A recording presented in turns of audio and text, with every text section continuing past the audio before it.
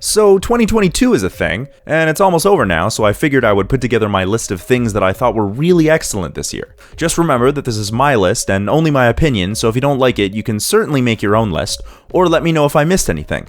Now, without further ado, this is the stuff that I thought was better than the other stuff this year, and in no particular order because ranking is kind of dumb. Severance. The absurdly excellent first season of the office drama turned existential thriller is one of the best and darkest things I have ever had the privilege of watching. The premise is incredibly simple, and yet the conclusions that are drawn from it are truly staggering in their depth and mortifying in their implications. The show has engrossing characters and a fantastic mystery element that keeps you coming back episode after episode, each ending with ever more what the fuck moments. I was constantly at odds with wanting to watch more while horrified of what would come next. You can hear more on my thoughts on Severance on an episode of This Is a Thing, and you can watch the show itself on Apple TV. CODA.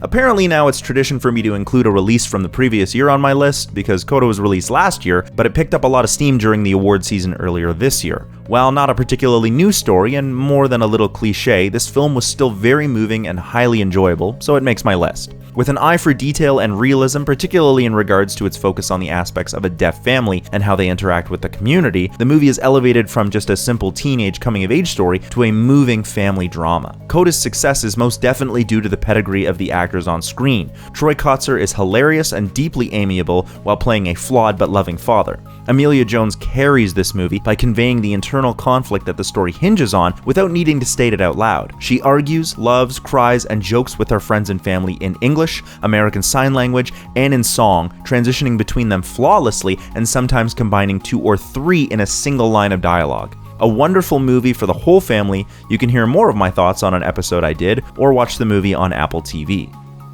Bridgerton Season 2. The soapy surreal period drama returns us to the salacious affairs of the Bridgertons and the other families in their social circle. The second season expertly pivots its primary focus from Daphne, the eldest daughter of the Bridgertons, to Anthony, the eldest son, and his quest to find a bride. Season 2 is just as lavish in its sets, costumes, and music, and proves that the magic of the first season wasn't a fluke and can be carried over into the future. The primary romance plot is not particularly hard to figure out, but the acting is superb, and because their attraction feels obvious, it makes cheering for Kate and Anthony much more satisfying. The secondary plots and exploits of the other Bridgertons help set them up for their own stories and keeps the intrigue high as schemes and betrayals are always afoot, the biggest of them being the mystery of Lady Whistledown's identity. I loved returning to this world and characters. I loved what this season did for Anthony and Eloise, and I refuse to call watching it a guilty pleasure because it's all pleasure and no guilt. You can hear more of my thoughts on the show overall on an episode of This Is a Thing, and you can catch both seasons of Bridgerton on Netflix. Around the World in 80 Days.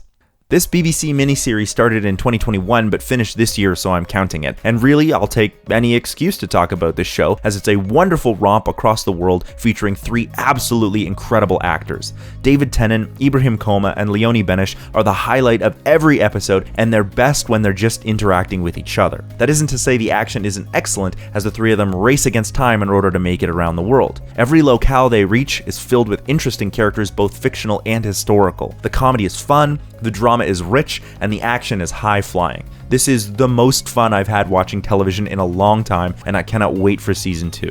You can catch Around the World in 80 Days on Amazon Prime. The Batman. This year we lost the incomparable voice of Batman with the passing of legendary voice actor Kevin Conroy.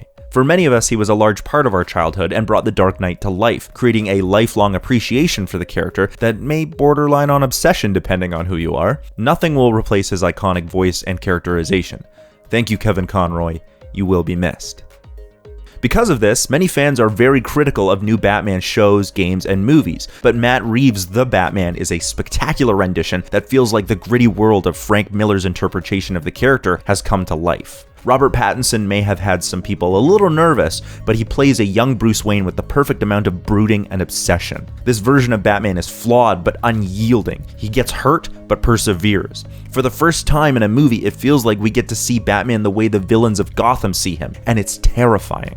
The characters that surround Batman are also excellent. Catwoman has her own arc but isn't defined by her relationship to Batman. The Riddler is fascinating and meticulous, and Andy Serkis makes a great Alfred. The set pieces and visuals are stunning, the action is tight, the narrative is focused, and the music is inspired. The one and only criticism I have for this movie is its runtime, but that's easy enough to get over because there's so much to be invested in. The Batman is now streaming on HBO Max, and if I was ranking shows and movies, this would have been my top pick, except for Everything Everywhere All at Once.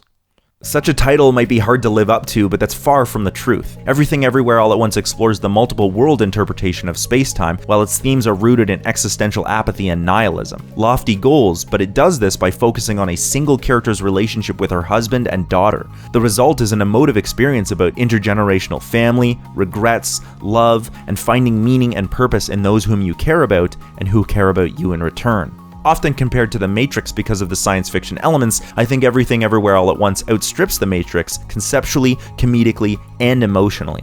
The humor of the movie is rooted in the probability of quantum physics, and every line of dialogue or physical gag also acts as a relevant thematic or narrative bit of information. This is a movie that demands rewatching, but will move you to tears the first time through. Michelle Yeoh's performance is devastatingly real as she brings what could be seen as an alternate version of herself to life. If you missed this one, put it at the top of your to-watch list and catch it on Paramount Plus or Amazon Prime.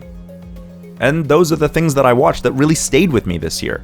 There are, however, a few other things we might call honorable mentions. Season 4 and 5 of Cobra Kai, The Wonder, Persuasion, and Enola Holmes 2 on Netflix, The Owl House Season 2 and 3, Turning Red, Andor, and Willow are on Disney+, The Legend of Vox Machina, Top Gun Maverick, Paper Girls, and The Fallout are on Amazon Prime, Rick and Morty Season 6 on Cartoon Network, Spirited on Apple TV, and Women Talking, which is in theaters right now.